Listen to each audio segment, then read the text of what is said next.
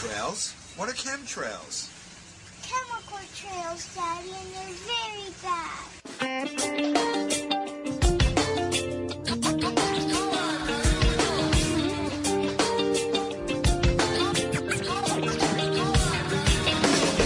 I look up to the sky.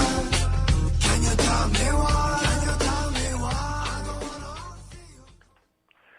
Hello, this is Dane Wigington with GeoEngineeringWatch.org radio for February 7th, 2015. Losing track of my years. The days in the trench go by quickly, and every day's almost a blur. Things are happening so fast. Russ is with us today. We'll go to calls pretty quickly. Hopefully our phones will work today. Should be taking calls in about 15 minutes, about a quarter after. The great pretending continues.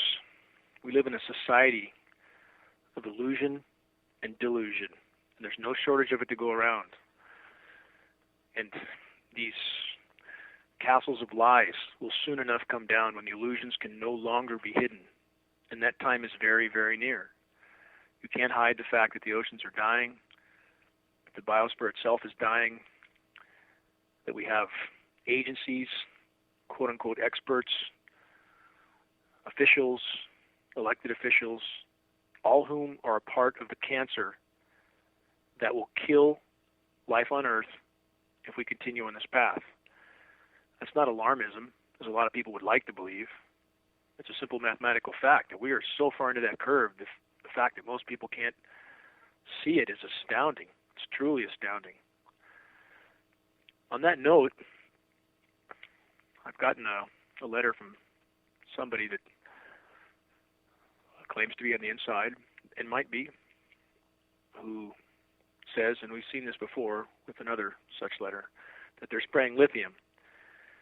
And a lot of people certainly feel this is an effect or a factor that's keeping the population from responding. Two things I would say to that is Stoic philosophy is something that I've read since I was 14 years old, and it's a very good barometer of what society was like 2,000 years ago, and it wasn't much different. Unfortunately, very few people have any sense of regard for the common good, for their responsibility toward the common good. And it can only get worse if we're exposed to all that we're exposed to, and if they're spraying something like lithium, worse still. So it's a bad mix. But I would argue no matter what they're spraying, no matter what the effect, no matter how much they're trying to, quote, dumb us down, that there's an element of human nature that leaves a lot to be desired. Most do not feel any responsibility toward the whole, and that's unfortunate, and they're going to find out very soon the price that's paid with a society that feels no responsibility toward the whole. So the castles of lies will soon fall again as they can't hide what's going on around us. And the spraying of all life with these toxic materials is taking its toll by the day. And the illusion that is still being exercised by those in power. In fact, I sent to Russ 2 maps that I hope he can post in the chat room that are important for people to see just how concentrated the efforts of the climate engineers are at this point to cool the most densely populated regions of the continental U.S., focusing their efforts. In fact, we have temperatures today in much of the country 30 and 40 degrees above normal. Again, we said this last week. I'm not repeating the same narrative. It's simply the same scenario happening again. So we have record-shattering temperatures, some temperatures being broken again by nearly 20 degrees. Nobody says a thing about it. All they do is show the snow again and again. I did a post today to outline this further. So in addition to the onslaught of chemicals, GMO foods, other toxins that even the people in the green communities, for example, don't discuss much while they're pushing solar. And I'm on solar. It's certainly a better alternative than the normal grid and fossil fuel nuclear energy source of power. But in the production of solar panels, we have hexafluoroethane. That's 12,000 times more potent a greenhouse gas than CO2. That doesn't sound very green. Nitrogen trifluoride, that's 17,000 times more potent than CO2. as a greenhouse gas. We also have PFTBA, and the chemical name is too long to try to repeat on the air, 71,000 times more potent than CO2 as a greenhouse gas. So the quote-unquote green energy isn't so green after all. It's simply an energy extender doing lots of damage on its own. And what's even more unfortunate, again, about the quote-unquote green communities, the environmentalists, are doing nothing. In fact, I found them to be one of the most difficult arenas of people to reach with this issue, because they're too convinced that, one, they know it all, and two, they're comfortable in their little spheres, their little bubbles. They don't want to come out. Very difficult people to reach. In fact, I was in the USDA main office in Northern California with an official whom I know. He's one of the top officials. I've known him for 10 years. And I think that's my last conversation with him, because I asked him in front of his peers when he would find his courage to address this issue. And he looked like a beat dog, because I know he knows this is going on. I've been in the field with him doing testing with other USDA scientists, and they, on one particular occasion, when I pressed them to go public with the pH alterations, at that particular day we were seeing results 20 times higher toward alkaline than the baseline readings. And they sheepishly looked at me and said, "What do you want us to do about it? How about acting like a man? How about acting like a father? How about acting like a responsible human being? Hiding behind your job or not disclosing this issue is not going to save you when the whole ship goes down. It's not going to save you." I was asked to talk a little bit about the coal ash video that's circulating everywhere. There may be something to this, but when anybody makes definitive statements with nothing to solidly back it up, that leaves some questions. Certainly I will say this, that we know enough about the various applications of geoengineering to know that this is not some blanket source of material. It may be a part. I can't say that it's not. It may be a part of this situation. But it's certainly not the only part. And when we know, because I monitored this, after the Copenhagen and Cancun climate conferences, both immediately afterwards saw aluminum futures go up 27 to 29%. Somebody's buying a lot of aluminum, refined aluminum. So clearly we know there's other elements to this.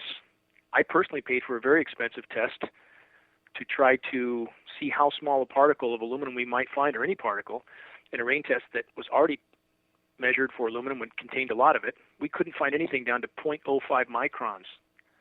That's a very small particle, but we know the nanoparticles are much smaller still. If coal ash was some sort of blanket material that was the primary material being used, some sort of particle would have shown up in that test, and that was a very expensive test. So again, I'm not saying it's not a part of the mix. It may be, but I'm saying we all need to be careful at jumping at conclusions and just taking them hook, line, and sinker without examination. The name Jim Phelps was mentioned in this video also. I've personally spoken to Jim Phelps. He is one of the architects of these programs. I'll release his name now because Harp Report already did. I kept his name anonymous for quite some time. But there's no question he's not the father of the climate engineering issue.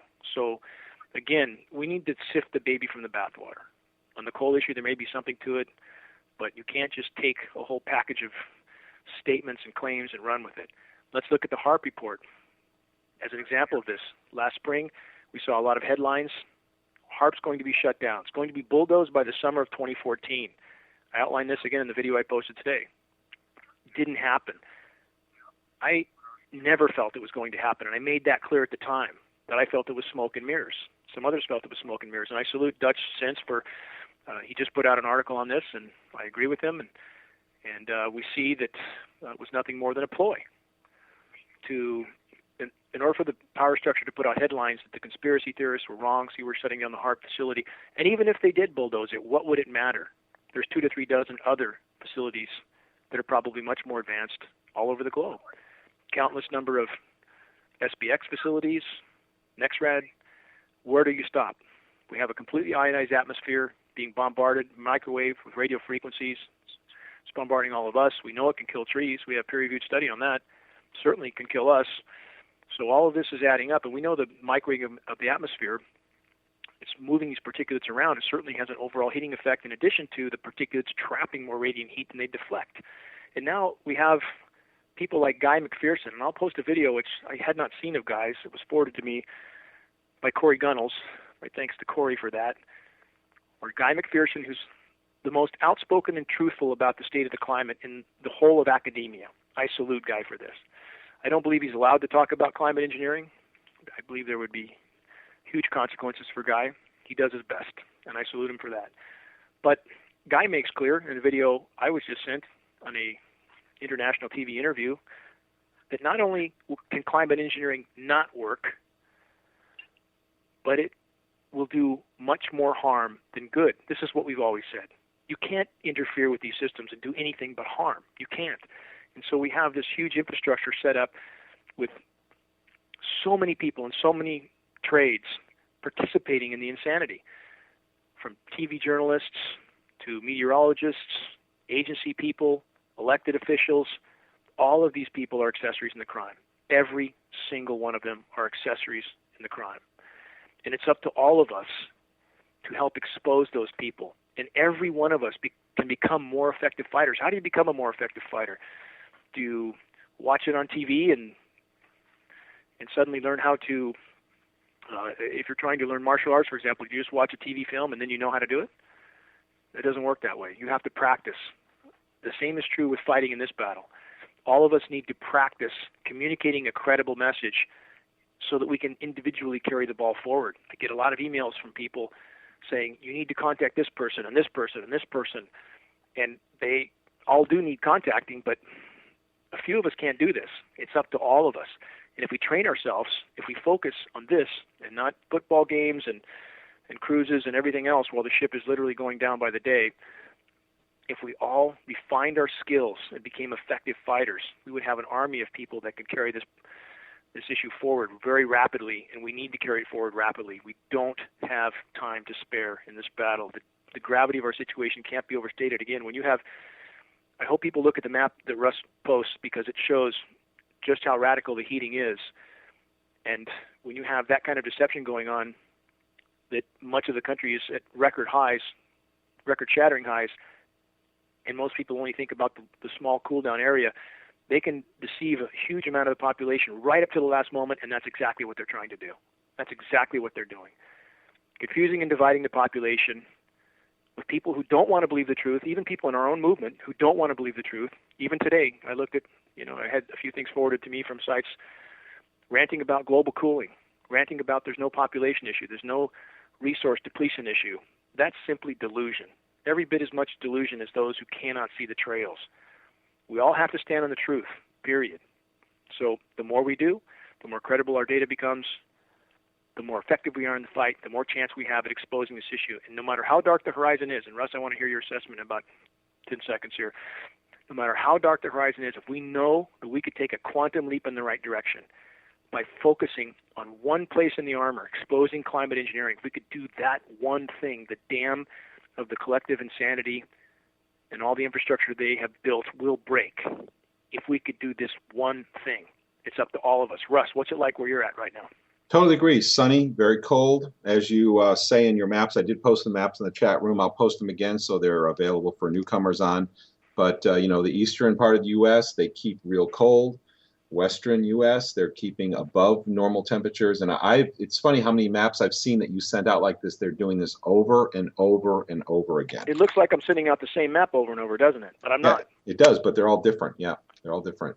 Yeah, it's amazing. I mean, and how do you want to talk about how they do this? I mean, what's the methodology they use to? Well, again, there are instances where we do see applications of climate engineering that increase the UV, where they appear to be trying to strengthen the high pressure, so the heat actually increases with that. But as a whole, certainly I think it's clear at this point their attempt is to cool certain areas, cover that with the media, even if they have to sacrifice other areas and heat other areas in order to cool their target areas. That's exactly what they're doing. And, of course, the overall effect is to heat the planet. this is important for people to understand. The planet has an energy balance. Think of this term, an energy balance. It's a closed sphere. Nothing escapes from the atmosphere. So when we're affecting that energy balance, and we are, climate engineering is a massive effect, probably the single greatest factor, but there are many other effects. And right now, mathematically, the planet is warming at 4 Hiroshima bombs per second. Look it up, Google it. Just try to understand whether it's from climate engineering or any other source, and anything that goes in the atmosphere affects that atmosphere. It doesn't matter what it is. And when it's all trapped, it has to have an effect. It can't not have an effect. That's all I'm saying. None of this is about Al Gore. So the bottom line is, Russ, yes, whether you want to consider the West a climate sacrifice zone or a target or both, which I would argue both is the more correct scenario, and that controlling the food supply is a part of their issue too. And if they are indeed spraying some of the constituents I mentioned earlier, there's a whole lot of things going on at once. You can't put it into one box, correct? Yeah, absolutely. There are a lot of things going on. And of course, the other thing is a lot of people talk about the eugenics part of this. U.S. history is filled with eugenicists and very high level in government. And you can't spray this stuff without knowing that it's going to kill a portion of the population and kill life and sicken the rest. And sicken the rest, right? And who profits from this? Where's all the money go for sick people? And there's a bigger, now again, this is where it's important everybody looks at the whole picture. Are there disaster capitalists in this equation? Absolutely. Monsanto, the health industry, a lot of criminals filling their pockets with loot as the ship sinks. But make no mistake, the ship is sinking, and the bigger picture is much bigger than these disaster capitalists. They're simply vultures feeding on the carcass. That's all they are. That's not the bigger part of this picture. The bigger part is that we have methane expelling from the Arctic. We have an atmosphere that's disintegrating in large part due to climate engineering. And we have a planet that will not support life on this trajectory much longer. So all of these things are a part. And that's why I encourage people to not say they're trying to kill us all and that's the only reason they're doing this. If you say that to somebody, you're not going to convince them this is going on. Never. They'll have to come to that conclusion on their own. So have your lead punch be something credible and that's hard to argue with. Climate engineering is real, it's going on, it's highly toxic, it's making a bad environmental climate situation far worse, not better. That's very simple, and that's palatable for even a lot in academia. So have a simple, refined message. People can find their way into the rabbit hole further on their own once they're ready to take a bigger meal, if you will. Russ, can you open up the phone lines? Yeah, absolutely. For those who want to call in, the call-in number is 718-717-8296. We do have some people called in already, but there's still room, so please call in. It's 718-717-8296. And when you do call in, please keep your phone muted or as quiet as possible so we don't have background noise. Do you got anybody waiting, Russ? Yeah, I do. I have some caller with your number that ends in 38. Who are we speaking with? Caller with your number that ends in 38. You there? I see that you're there. One last call. Caller, phone number ends in 38. You just called in a second ago. Can you hear me? Okay, looks like we're not having connection here for some reason, Dane. Gosh, hopefully the phone issue that we had last week. Well, we are getting calls. That's a good thing. It is working, so that's good. Somebody on the forum did want to ask you about how the Weather Channel event went. Any news on that? I only know what I've seen in emails. It appeared everybody went, did their best, and I'm sure that the people at the Weather Channel now know that we know they're lying. Anybody who watches the Weather Channel, and I encourage people to do so, the theater is truly astounding, and that these people can stand up there and act in the way they do is a sad testimony to the human race, and their job is simply to paint the completely engineered and unnatural as natural, to pacify the population.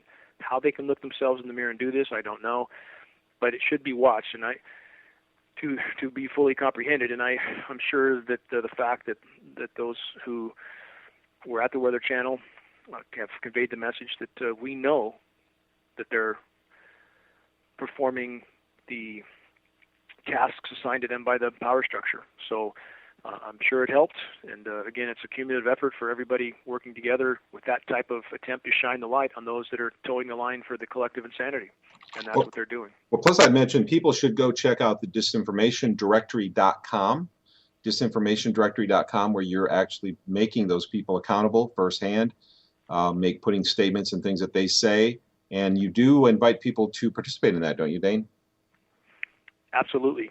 They can submit there. My thanks to Doug Diamond, Rebel Siren, and others that are contributing to that. And that's our mechanism to do a post on those that are officially lying for the power structure, and there are plenty of them, and then to mail that post, email it to those people so that they know they're being exposed, if you will, and that their public email contacts are available then on the disinformation directory for people to send their own comments to those that are lying for the power structure. So that way they can't hide behind their post or their curtain, whatever it may be. So it's an attempt to try to expose them as the biosphere continues to unravel. You know, another thing that's going on, Dane, is getting some feedback through, I think, you there, Dane. Another thing that happened, Dane, is I'm getting a lot of reports of them really pushing the vaccine agenda real hard right now. They're having all kinds of news stories pushing vaccines, coming against people who are for the exposing vaccine issues and vaccine safety issues. Real big issue on mainstream media right now. It is. There's legislation in California that may force any public and private school student to get vaccines. If that does happen, my kids will stay home. They'll be homeschooled, and I hope that there's rioting in California in the streets. If they do not have the right to inject our children with poison. And this is an all-out assault, again, no different than the spray that we were forced to breathe every day. So yes, it's ramping up. The power structure is becoming more desperate. They're being backed further and further into a corner, thus the mainstream media, again, putting out nothing but propaganda. To watch CNN or Fox News is like watching something from the Third Reich pushing absolute propaganda in their push for war. Russ, are those phones, do you think they're working or are they down? Yeah, no, they're working. They're working. We do have a caller. Just one quick statement I was going to make is with the vaccines, people need to consider that if you had just mercury and aluminum in those amounts that in some cases are 40 and 50 times the amount that you is considered safe by the FDA in a single injection, would you take that? Then why would you take it with other stuff in it? It doesn't make it any less toxic when there's poison in the needle. And those statistics, you're looking at the individual metals, and your statistics are right. But now let's add synergistic toxicity. In the case of those two metals, we have study on that. The synergistic toxicity between aluminum and mercury, the overall toxicity when those metals are combined can increase as much as 10,000%. We're talking about a very, very lethal brew. So we're all literally in a fight for our lives. If people do not abandon their normal day-to-day personal activities that have no bearing on the fight for the common good, we will have no chance. I mean, we are literally in the throes of a fight for our existence. People have to focus on the battle at hand again, and the single most important thing we could do is expose climate engineering. If we simply expose it, the dominoes will fall. I'm not saying our challenges are over. They're only beginning. But that's the single biggest hole we could put in the armor. It would galvanize populations around the globe in a common effort to put an end to the global power structure's juggernaut of insanity. Go ahead, Russ, if there's a call. Absolutely, yeah. And you know, the Dr. Boyd Haley, who is the chemistry chair at the University of Kentucky and who's one of the lead fighters against amalgam fillings, which contain mercury, did a test where they had, and I've mentioned this before, but for those who are new, because we're having record listeners these days, they injected 100 rats, and I'm not for animal testing, but this is what the test showed. 100 rats with a certain amount of mercury, and they had 10% who died. They injected 100 rats with the same amount of aluminum, and 10% of them died. They injected another set with aluminum and mercury mixed. Every single one of them died. The synergistic effect is very, very high. Okay, the equation you laid out is almost right, Russ. Yeah. But it was actually 1% of the rats died, not 10. Oh, okay. So you had one out of 100 rats died with a specific amount of aluminum. 1 out of 100 rats died with a specific amount of mercury. When the two elements were combined, all the rats died, which is a 10,000% increase. That's Yeah. 100 times more. That's 10,000%. So that's, not to correct that, but just so people are clear, it's that bad. Yeah, and they know the synergistic effect. This is published in well-known studies, and the fact that they're not removing it makes you really wonder what the objective is here. Caller with your number that ends in 50, who do we have? Who are we speaking with? Caller with your phone number that ends in 50. Are you with us? Is that me? There you go. That's you. Yes. Who are you? My name's Alan David, and I've been following this for a long time, and basically I knew this was going to be going on 20 years ago before it happened. And I'm Actually, a Alan, researcher. for the record, Alan, this has been going on since the late 40s. So it's been ramped up a number of times. Actually, it started in 1890 when they created the Weather Bureau, but in some senses, yes. I agree. 1800s. There's an article in Nature magazine in the 1800s, and I have it somewhere in my archives. Scientists were talking about going to the Northern Lights, or planning to go to the Aurora Borealis Northern Lights to study them, to find out how they could harness their power and energy as, a device for their designs.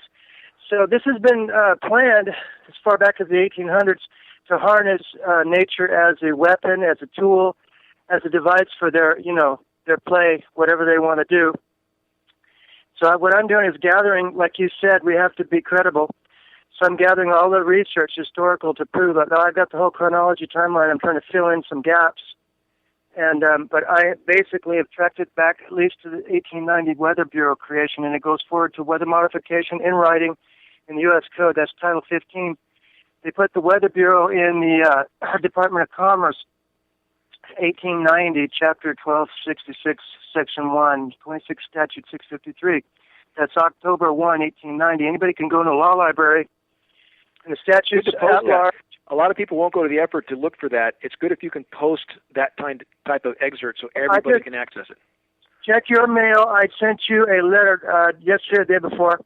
It's your P.O. box, and you'll get about 8 pages of that. And that and some other stuff, case law, Supreme Court rulings. I'm doing the whole line of research before I file a.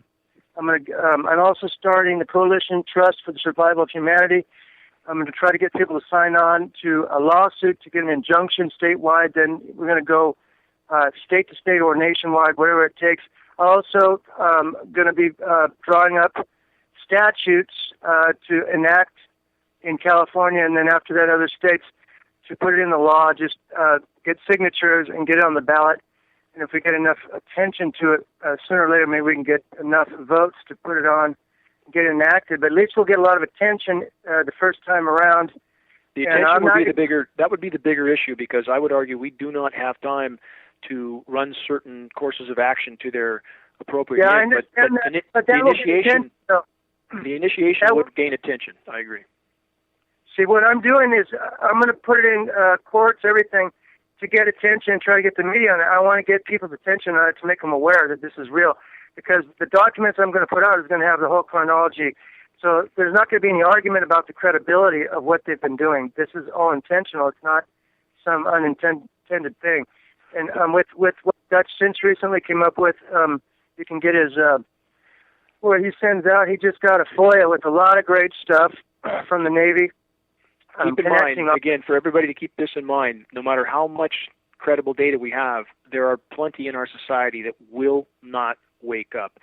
They won't until their head's on fire, quite literally. So when you encounter a person like that who simply is pretending to be asleep, shake the dust off your sandals and move on to someone who's willing to wake up. That's the best course of action. I talk to some people who have spent weeks and months and even years working on a particular individual that doesn't want to wake up. Don't waste your time. If you're in this for the common good, move on to those who are willing to wake up, start more spot fires, and keep going.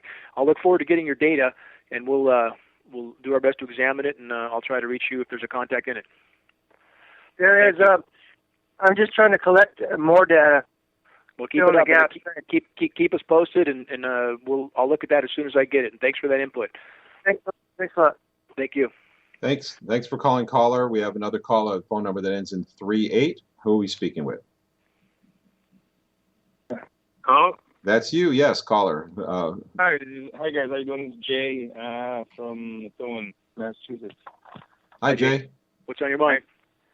I've been noticing a pattern as far as these winter storms they keep engineering and rolling in. Seems like they build a wall over the Atlantic Ocean from the Hudson Bay down to the Gulf of Mexico, and then that seems to help them steer the storms in.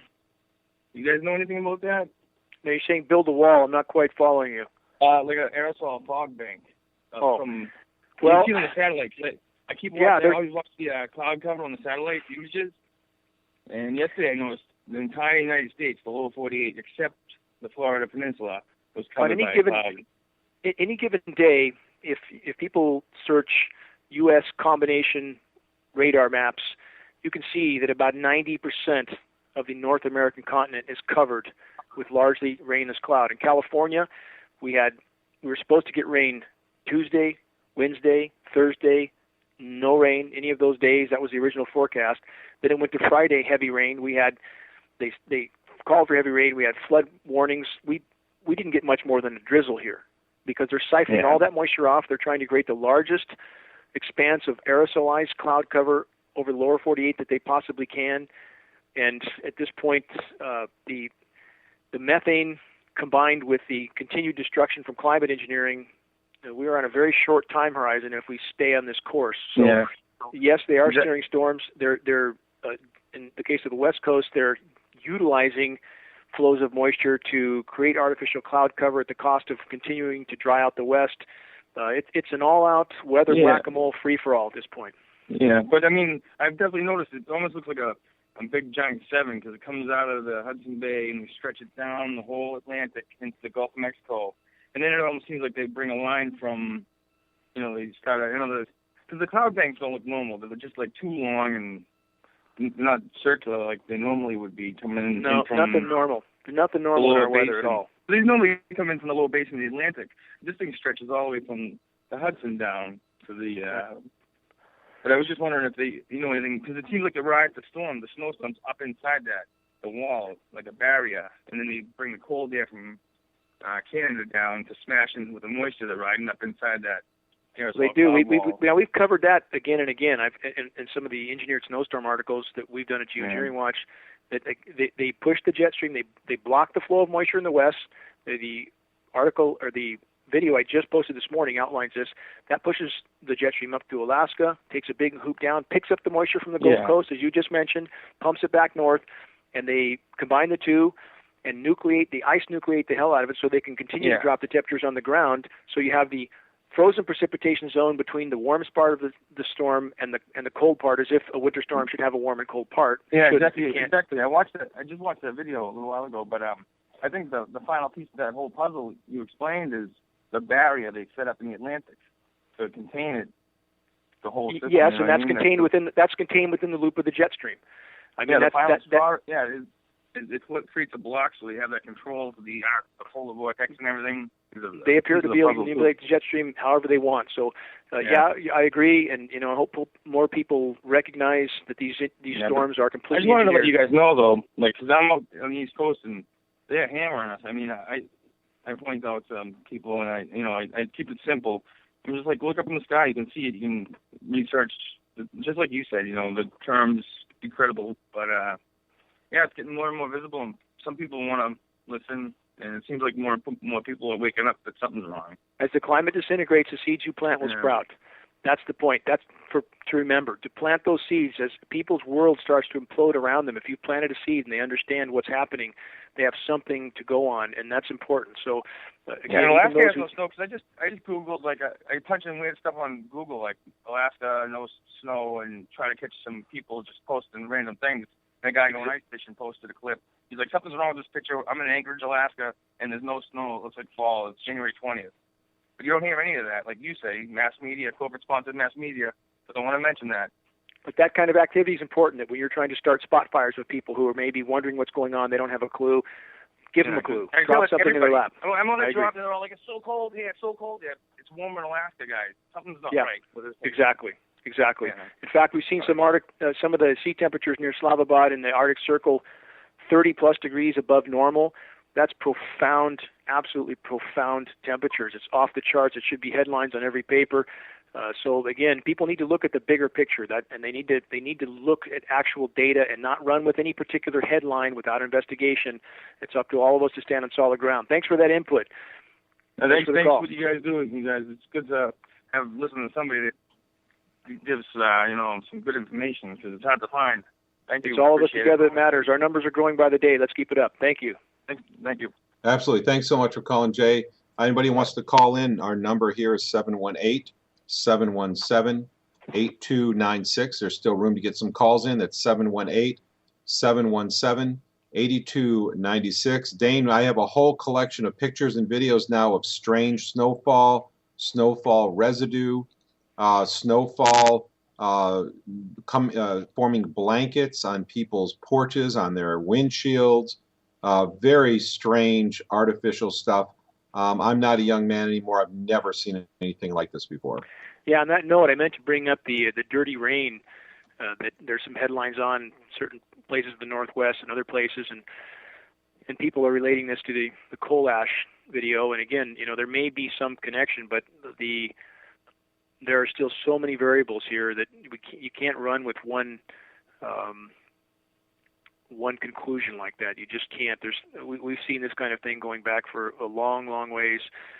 And at any given point, at any given time, we don't know what the overall constituents in a precipitation event might be. We see a lot of variance. So on this issue with the discolored rain coming down, again, we've seen the gelatinous rain before.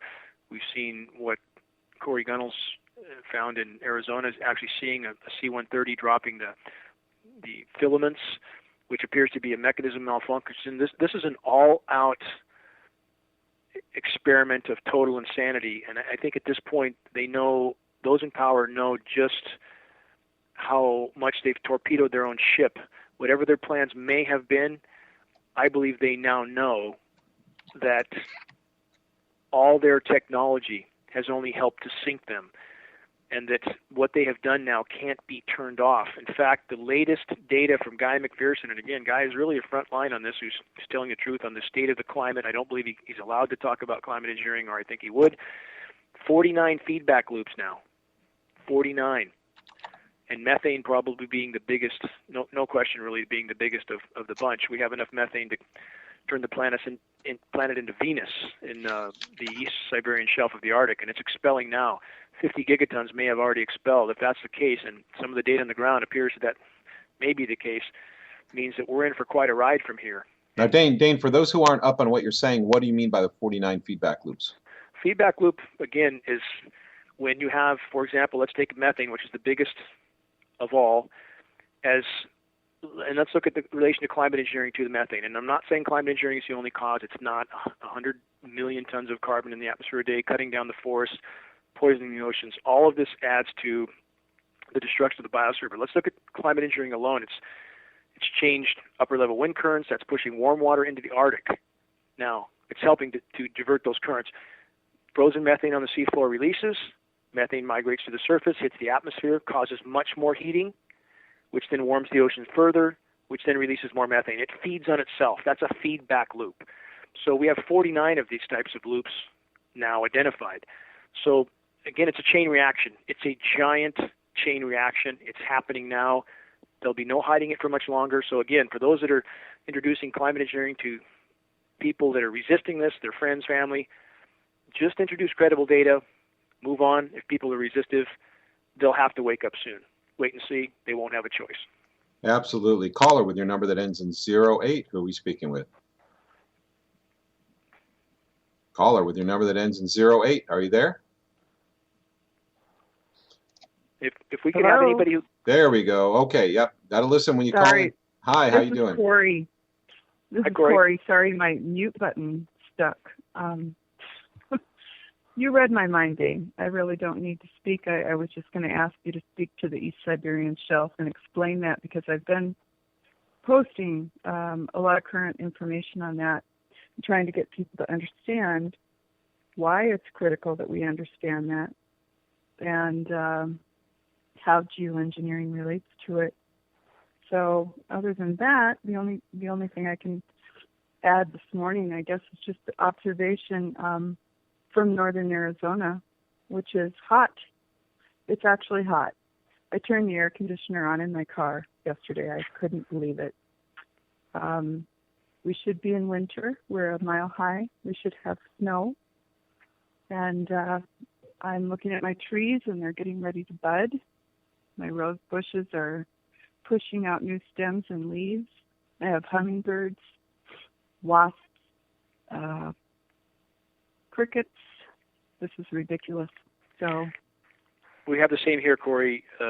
Things bloomed in January. Manzanita, other organisms that did not historically bloom till April, they bloomed in January. So it's complete chaos at this point. And I want to say something that Corey will probably be mad at me for this, for stating or trying to use her as an example. Corey has done so much good that I hope others model what she's doing. And I don't mean to put you on the spot, Corey, but I appreciate what you're doing so much, that your attempt to post credible data everywhere and not to simply state a point, but to post the data to back that point up. That kind of spot fire starting, as the former caller mentioned as well, if everybody became familiar enough to, and this doesn't take decades of research, it simply takes a little bit of time to get up to speed. Posting that kind of data, as you've done, Corey, is absolutely essential to trying to give people in our movement a credible compass heading. Because right now we have, for example, climate conferences going on with a huge segment of the population, which is in the environmental communities, who are attending these climate conferences. We have academicians at these climate conferences who are trying to address the fact that the planet is in meltdown, which it is, but this whole community is being willfully blind to the climate engineering elephant in the room, and we need to change that. We desperately need to change and alter their willful blindness. We need to open their eyes, but we can't do that if people show up at these meetings and rant global cooling. That will not change the mindset of these communities. It will only make them ignore everything we say. If that's what we want, then that's the trajectory that'll do it. To show up and ignore the fact that the planet's horribly damaged and it's warming rapidly and that climate engineering is making it worse, not better. That's a simple message that these people will get. If you acknowledge the fact that the planet is warming, because there's every bit of credible data that leads to this conclusion, if we acknowledge that, but then follow that up with the fact that all available data also makes clear that climate engineering is making a bad situation far worse, not better, and poisoning us all in the process. That's a message that those in academia will eventually face. But if you ignore other truths, then they'll throw everything we say out the window. Sorry, Corey, didn't mean to put you on the spot, but would you agree with that statement? I would, and I appreciate your compliment, and of course I have much respect for you, and vice versa. I think in addition to that, I try to get people to understand we have a goal. We need to have a goal in the movement, and so we need to, because we are really out of time, we have to use our opportunities wisely, and that includes like disinformation directory and so forth. So I try to guide people when they make comments. Be credible, be respectful. You can call out the source on the type of disinformation, but use clean language, use scientific terms, drop a link. What you're trying to do is call them out, and you're also you're trying to leave information for people that might scratch their head and say, what are these people talking about? Give them something that they can go to so they can get information. Give our them goal is something to get the compass heading. Yes, and our goal is more important than our emotion. We are all angry.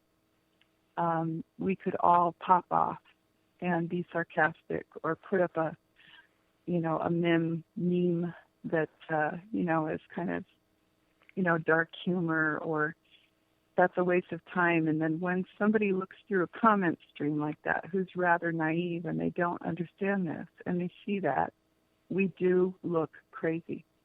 as a cause. So look intelligent. You are intelligent. You do have experience and knowledge, and show that. And it's imperative. Stand for the cause, and remember that always. That our goal. It's imperative. We don't have time. We don't have time to spin out and use that as an outlet to express our emotion. We need to stick to the goal. So I'm going to hang up so other good people can call in. To simply vent won't help the cause. Thank you, Corey. Thank you very much. If I could add one thing to what Corey said, be active. So many people are not taking the time to be active on these posts, and it's not just about communicating with those who are also posting or commenting. It's about the 100 to 1 or 200 to 1 or 300 to 1 ratio of people who are looking at those posts without commenting. If you are an effective commenter in the manner Corey expressed, professional and articulate with some link for people to go on, then all the silent majority who are looking at those posts will have an idea what's going on, and that's why it matters. Thanks again for your call, Corey. Thank you. All right, thank you, Corey. We've got a comment from the chat room. Dan says, tell Dane that I've repeatedly watched the NOAA maps for a couple of years, and I watch the sky at various times of the day. It's few and far between where our area is clear, but when I look at the NOAA water vapor map, when you can see every star in the sky here, it, meaning the map, shows complete water vapor cover. Is that Photoshop on the NOAA site or particulates in the atmosphere making the satellites report that we are completely covered? Do you know? We can't know because the maps are run, the modeling is run by, in the case of National Weather Service and NOAA, the maps are done by Raytheon. There's a very extensive amount of filtering going on, so at any given point in time, we really can't know what's completely an actual obstruction in the field that's showing up on the map or something that's being put into the map by the computer filtering that goes on with those maps. We can't know. Lockheed Martin does all the modeling for the FAA, so you have literally the weather makers making the maps, so it's the foxes running the hen houses. So it's hard for me to know about those particular conditions in those particular maps, but not many of us are seeing clear skies. We can say that for certain. Yeah, it is interesting. If I go to weather.com or I go to any channel where I show satellite and you hit the button so that you can actually see precipitation and cloud cover together, I've never, it's just amazing that, like you said earlier, most of the U.S. is covered in cloud cover every day. It is, and that's their goal. That's what solar radiation management is, and this is the sort of willy-nilly approach we have with science, that they are simply leaping and looking later. And in fact, when NOAA came out in 2010 with a study on the upper-level haze and, quote, condensation trails, which we know to be particulate trails, were worsening the climate warming, we heard from a lot of people, and our observations seem to concur, that the altitude of the spraying dropped. Are they that seat of the pants? It appears they are. When we know that they detonate nuclear weapons without having any true comprehension of what the result would be, they just do it, and they have no regard for the consequences. So this is the sort of juggernaut of insanity that the military-industrial complex is, and it will lead to an end on life on Earth. One thing that does not stop. Yeah, absolutely. One thing I can point out is that I've always been a watcher, a sky watcher, and always paid attention to details in life. And one thing that's amazing, Dane, is that the other night we had 18% humidity. It was a cold night here in Philadelphia. And when you go outside and you look at the street lights at night, the haze around the lights is so reflective and so bright that it's almost difficult to look at the lights in a parking lot, for instance. It's just amazing that people don't notice. There is very low humidity. There should be your visibility of lights and through the air should be crystal clear, very crisp on those cold, low humidity nights. Yet there's this fog, and I'm getting reports of this from everywhere. It's been around for a long time. It's just astonishing, and it's a very visible way, a very plain way that people can see these particulates in the air. It is, or take the bright light at night after a heavy day of spraying, aim it up, see what you see. You'll be absolutely shocked. Yes, there's particulates in the atmosphere naturally, but nothing compared to what you have from the aerosol operations. If you ever get a truly clear day without a lot of wind, you don't see a lot floating around when you shine that light up at night. But after heavy spraying, it looks like it's snowing, and that's what you're breathing. Every one of us, every breath we take, that's what we're breathing. Absolutely. And for those I have watched this all my life. I've watched to see the haze around lights and studied scientific things just from my own hobby. And I can tell you that when there's less than 20% humidity in the air, when you're out at night, you should see virtually no haze at all around streetlights at all. It should be a crisp, clear night, but it is just incredibly hazy everywhere you go. And I hear this from everywhere. Caller with your phone number that ends in 45. Who are we speaking with? Caller with your number that ends in 45. Who do we have? Hi, Russ. Hi, Dane. This is Abra. Hi. What did you say your name was? Abra. Ava. How you doing? Hi, Ava. What's on your I'm mind? doing well. I'm a sky watcher here in the Western South Plains. So we're right smack in the middle of the United States, right in Texas. And so we get, crazy weather. The jet stream goes right, through the panhandle of Texas, where I'm located. And so, like you guys in the West, y'all are like frying, and then you've got the East where it's like super cold, but we get fluctuations in our weather. And it's just crazy how people are so naive and they're just adapted to this, this is a normal weather pattern. No, it's not normal, And they're pushed that direction because we have weather agencies like the Weather Channel that focus on them and so many like that whose job it is to, again, convince the public that the completely unnatural and engineered is natural. So that adds to what you just described. And I wanted to comment on the 5th of February, we had a temperature drop of 38 degrees in a matter of minutes. And it was, it could be described as a Texas norther or a blue norther. It was like 72 degrees. And then I was out, taking pictures of the sky, and all day long it was just nonstop, constant spray. Well, later on that night, there was a plane that hit a TV news station, and not a news station, but TV tower. You're a little hard to hear. I don't know, Russ, can you hear her okay? Russ? Can you hear me now? Yeah, it's a little, better. Yeah, that's better. That's better. That's better. Okay, so I think that all this aerosol artificial cloud, cover that they created that day led to this accident. A plane crashed into a TV television tower, and it just broke my heart to think, that if, this artificial cloud cover was the reason, this engineered event was the reason for this man's death, someone should pay, I think. Let's look at that on a bigger scale. Let's look at what we already know statistically.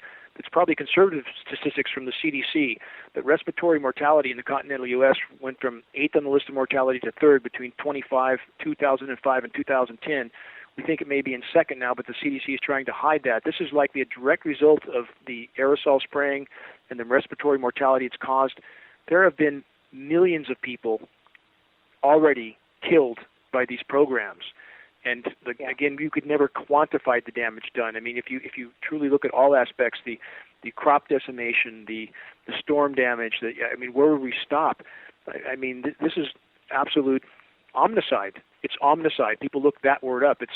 That's a extermination of all life, and that's what we're talking about here. And in Texas, one example we have, and people can look this up, of the kind of fluctuations you're talking about. And I did an article on this in Amarillo, Texas, May 1st, 2013. Was 100 degrees on the ground, all-time record high. Official reading, I believe, was 98, but reports on the ground were 100. It snowed the next day. From 100 to snow in one day. Anybody who thinks that's normal or natural is not connected to reality.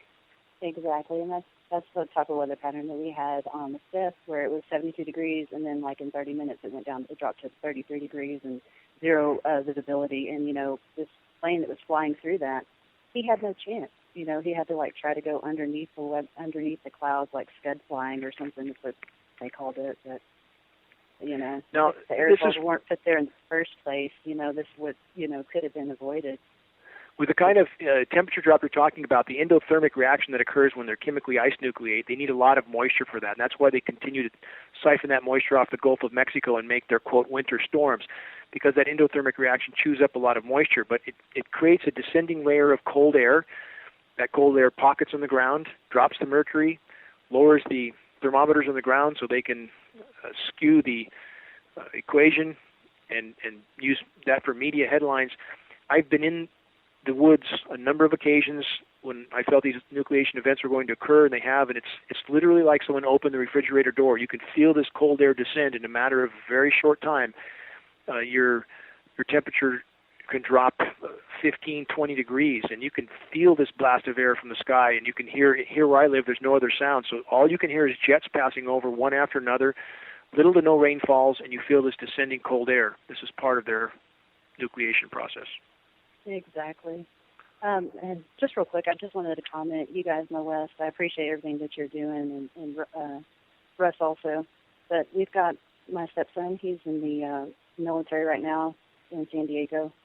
And so I know that he's just being hammered day in, day out. I watch, the maps and see just all the spraying that's going on over there. And he's also been vaccinated, and I worry about these things. But this is, I would say to everybody listening, that if we pictured in our minds when you see a race where they're rounding the last corner and it's the sprint to the finish line, that's where we're at. We all need to keep our stride as strong as we can right now with the kind of credible posting, as Corey described, credible data sharing, as we discussed earlier in the show, have something to pass on to people. You find your skills, become an effective fighter in this battle. And if we all do that right now, because the disintegrating climate is getting people's attention, we can reach critical mass. There are bigger wheels turning behind the scenes. I'm communicating with people right now that are working on op-eds, people who are qualified and have the connection to get those op-eds in place for major publications. There are a lot of wheels turning again. We all have to focus on our individual arena to do everything we can every single day. If we do this, we can still reach critical mass. We can still expose this issue in time to overturn the power structure, I believe. If we could expose this one issue, the dominoes would fall. And again, right now is the most critical time of all for us to focus everything on this. I agree. Yeah. Thank you for your call. Thank you, Ava. Thank you for calling. We appreciate your call. Thank you, too. You guys have a good day. Thank you. You too. Corey's made a quick statement on the chat room to say, ask people to report whether or not they are smelling or the rotten egg smells. A lot of people are reporting the sulfur smell all over the United States. That's becoming more and more popular. Maybe we can squeeze in one last call here real quick. Caller with your number that ends in 78. Who are we speaking to? Yeah, guys, it's Steve Chamberlain from Nikiski, Alaska. Hi, Steve. Just want to make a couple of quick comments about what you're seeing around the lights. I'm seeing the same thing here. Colored rings around the lights, and this year it's been more than I've ever seen before. So we're seeing it up here in Alaska, too. And I just wanted to say that anybody that out there that feels alone, try to make connections with other activists. It really helps. It's helped me, I know, and I feel like it could help other people. If you hear of any of these people on these shows or on the comments, try and make contact with them and talk to them. And it really helps to build your confidence and understand that you're not alone out there.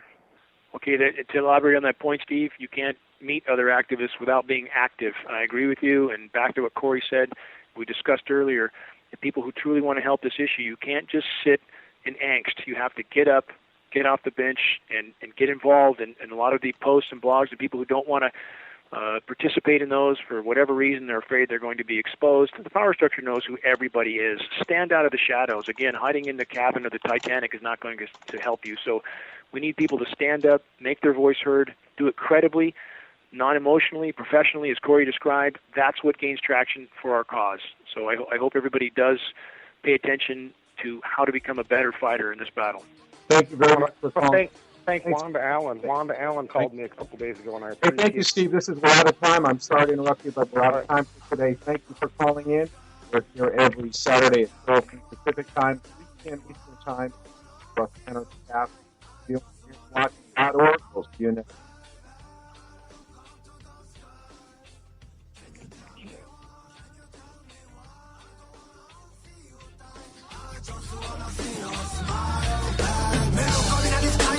Can't see clear. Blue skies are gold and white. Lines up here, them say it's natural. Me not believe them. Them say it's vital. Me not listen to them.